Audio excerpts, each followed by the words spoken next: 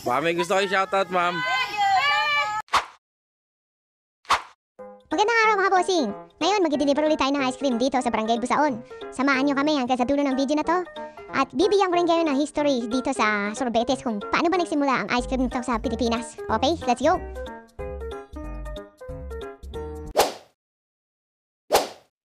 Habang nasa biyahe tayo, ikikwento ko sa inyo kung saan ba nagsimula ang sorbetes o mas kilala sa dirty ice cream. Babalik tayo sa taong 1920s. Panahon pa to ng mga Amerikano, mga bossing. Sila nagpakilala sa atin ng ice cream. Gawa ang ice cream na to sa gatas ng baka o fresh milk.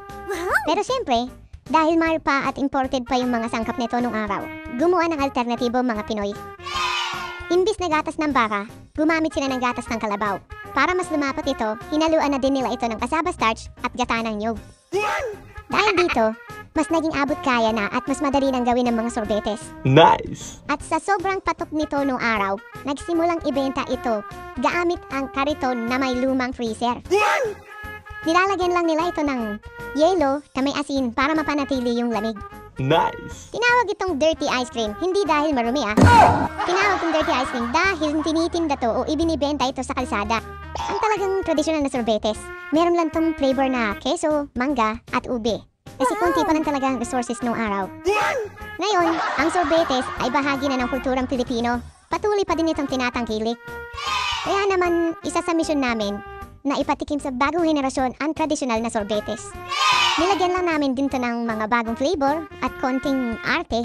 Pero, ang base ng ice cream namin, syempre, traditional way pa rin. Talagang sorbetes pa rin siya. Wow! At ayun no, yun ang history ng sorbetes. So, sana may natutunan kayo at nagustuhan niyo yung kwento ko. Wow! At ngayon naman, tuloy na tayo sa delivery. Let's go!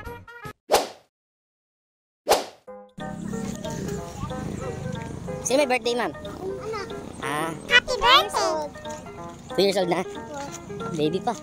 Wow! Buti ma'am, simentado na rito, no? Before nung nagde-deliver kami rito, mga last 2 years ago, hindi pa masyadong simentado. Pati yung hanggang doon na sa labas ba? Okay. Ma'am, nandito yung school. Ma'am, pwede kayong picture ang saglit. Picture ko, pa-receive ko ma'am kay Ma'am Roxanne. 1, 2, 3. Yung apa. Lance yung apa. Nandiyan na. Tsaka ma'am, nag-video ako ha. Ilalagay ko sa vlog ko ha. Sige, maraming salamat po. Baka may gusto kayo shoutout, ma'am.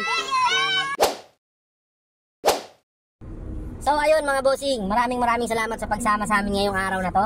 Kita-kita ulit tayo sa next video namin para sa isa na naman delivery adventure. And shoutout po sa lahat ng mga taga Busaon. Mabuhay po kayong lahat. God bless and peace.